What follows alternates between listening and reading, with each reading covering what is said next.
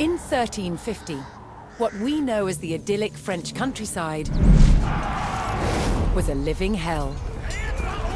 For more than 15 years, the people had suffered at the hands of English invaders. Little did they know that this war would last for another 100 years.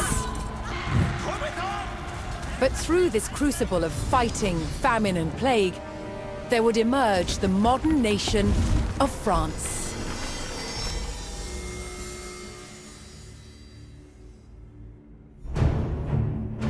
England's King Edward III looked jealously across the English Channel.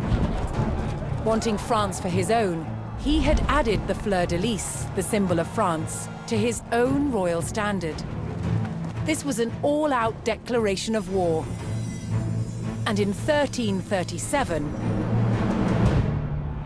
he invaded. But France already had a king, Philippe VI.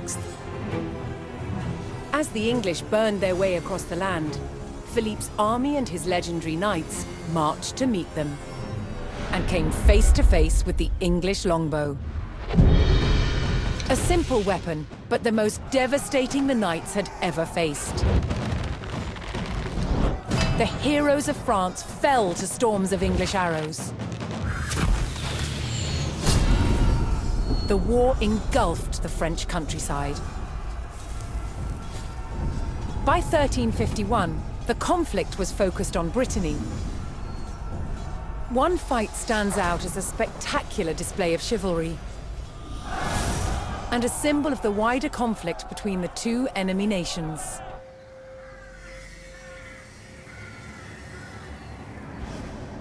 The Combat of the 30 is still commemorated here in Brittany. It was a dispute between two local families. Supported by the opposing sides in the war, the French and English commanders decided to settle it through a trial of knightly combat.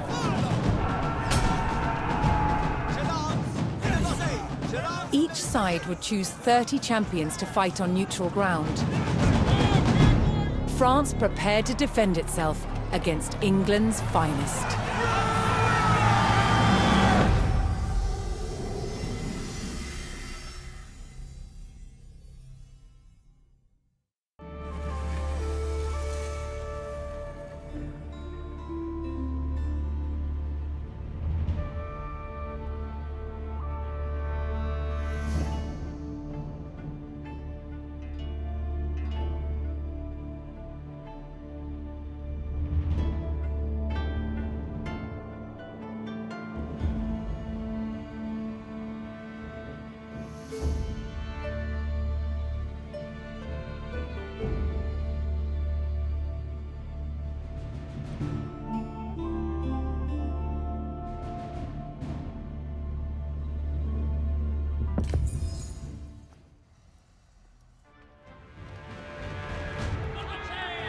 Intent on ending the suffering of the French peasantry, Sir Jean de Beaumanoir sent a challenge to the English commander. 30 champions on each side would compete in a tournament for final claim to Brittany. With the battleground of the Halfway Oak agreed upon, Sir Jean set out to gather support from local knights.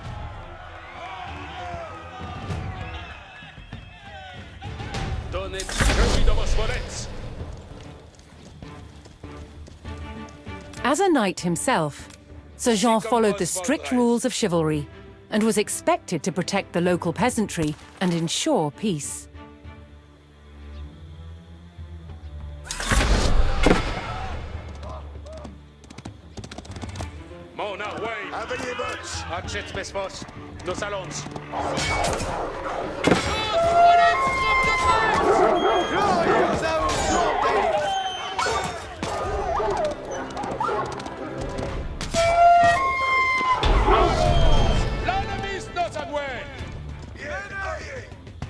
Most medieval tournaments were friendly in nature, held for sport and glory, but the Combat of the 30 was arranged between opponents mired in war. English raids had torn through the countryside of Brittany and brought great hardship to the people. vostre service.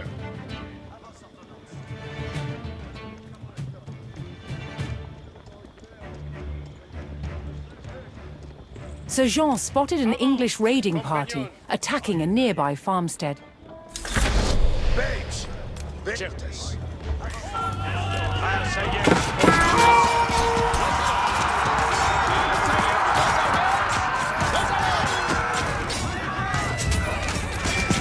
Compagnons, prêts au paradis!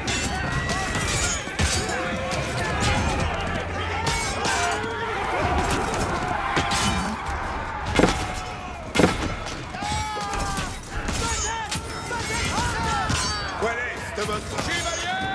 Reste pour entier! Sommes en ordonnance!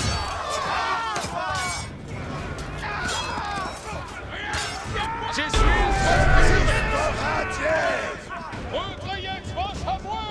The French knights defeated the English raiders, and Sir Guy de Rochefort joined Sir Jean's party.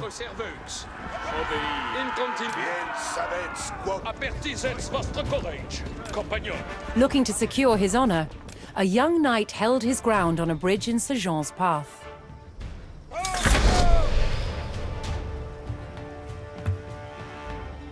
Je suis votre servant. Ils se tiennent dans un tilt.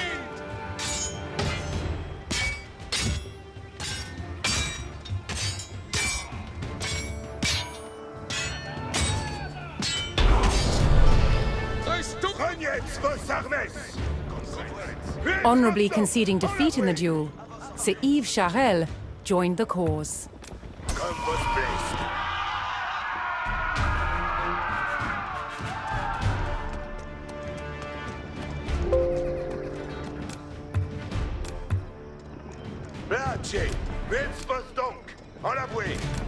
Sir Jean's search next brought him to Sir Geoffroy Dubois, whose squires were contending with a detachment of English longbowmen.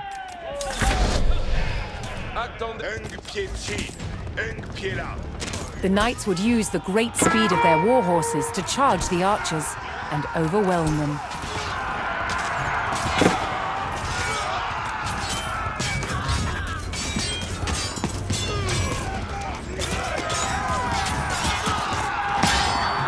The English longbowmen fell, but the French knights knew the enemy would attempt to retake the hilltop fortification and steeled themselves for further attacks.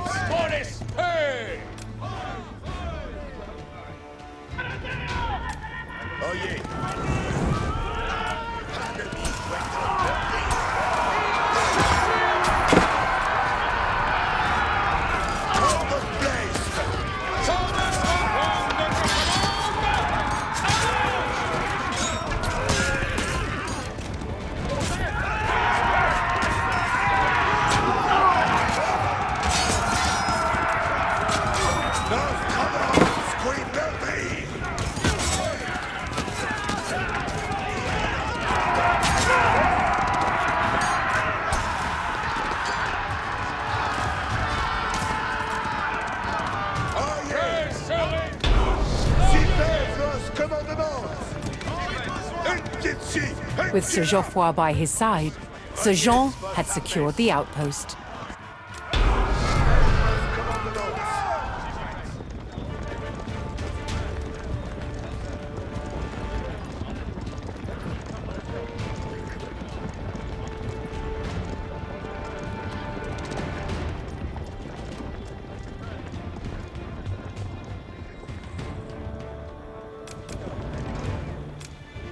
Reniez vos armes!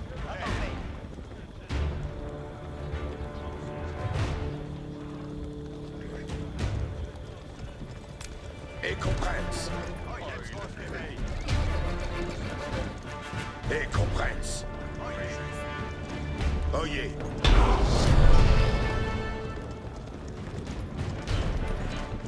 Sir Jean entered the staging area for the tournament, where he prepared to choose which knights would join him in battle.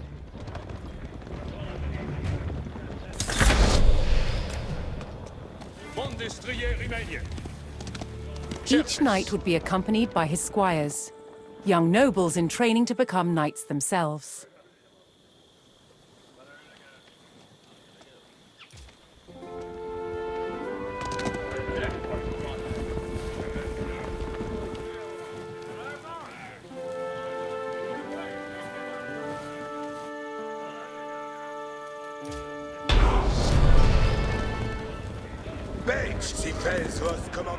Sir Jean had selected his champions. As the sun rose, the two sides entered the arena, ready for the first round of combat.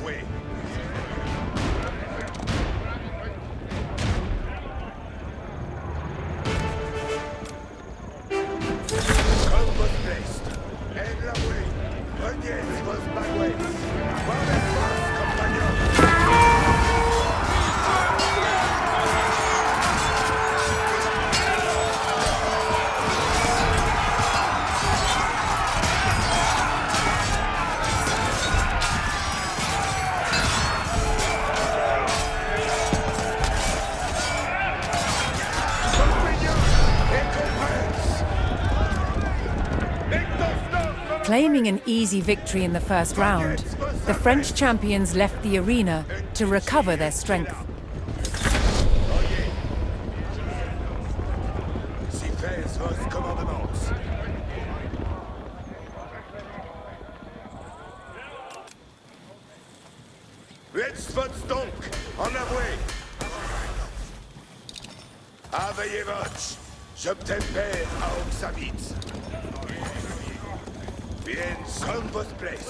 Refreshed and reinvigorated, the French knights returned to the arena for another round of combat.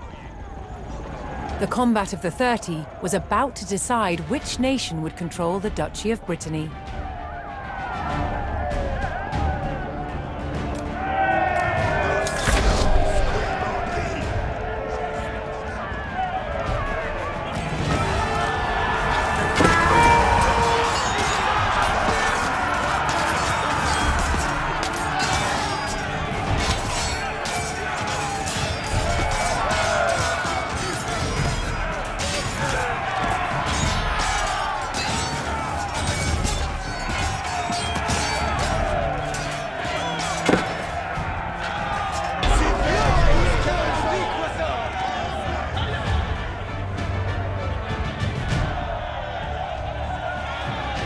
Triumphant, Sir Jean de Beaumanoir and his loyal knights claimed victory. The combat of the 30 had decided control of Brittany in favor of the French.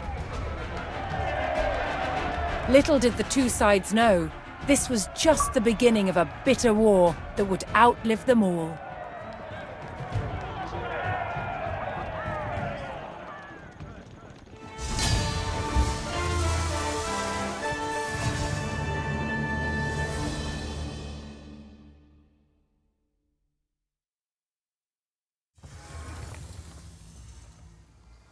(1350).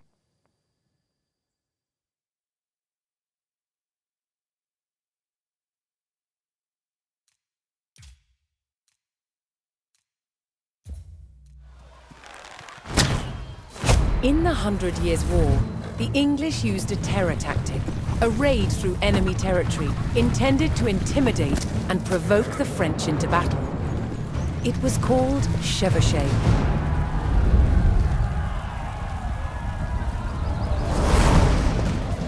The principal weapon for chevauchée was fire. And one of the ways it was delivered was with incendiary arrows. Challenge with incendiary arrows? Keeping them alight. One type of incendiary arrow was fueled with gunpowder. You've got charcoal, got sulfur, and we've got saltpeter. Saltpetre is the main ingredient. The more oxygen you put into it, the hotter it burns. Of course, when it's on an arrow, when it's being shot, you've got a turbocharged airstream. The chemicals are bound together with brandy, left to dry, and poured into a linen bag. The extra long arrowhead is inserted into the bag and then tied off to secure it. It is then sealed by dipping it into boiling tree resin. This resin, which itself is highly flammable, provides a waterproof casing. It also shields the burning gunpowder, so the wind doesn't put it out in flight. Now that looks deadly, and I really want to shoot it. The art to shooting an incendiary arrow is timing. Too early, and it will go out. Too late, it will spit at you like a dragon.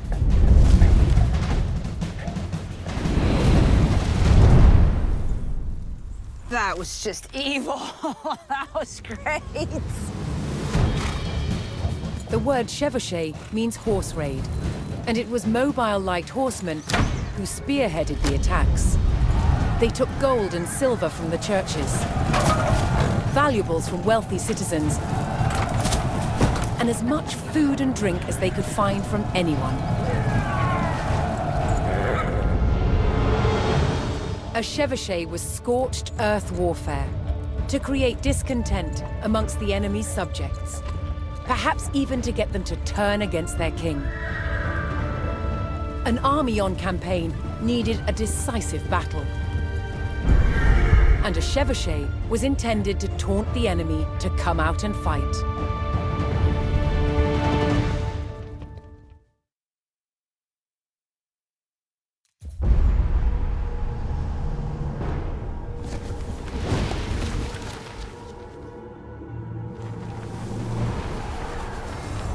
In 1350, what we know as the idyllic French countryside was a living hell. For more than 15 years, the people had suffered at the hands of English invaders. Little did they know that this war would last for another 100 years. But through this crucible of fighting, famine, and plague, there would emerge the modern nation of France.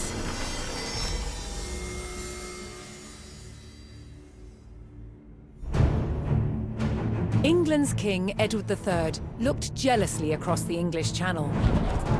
Wanting France for his own, he had added the fleur-de-lis, the symbol of France, to his own royal standard. This was an all-out declaration of war. And in 1337, he invaded.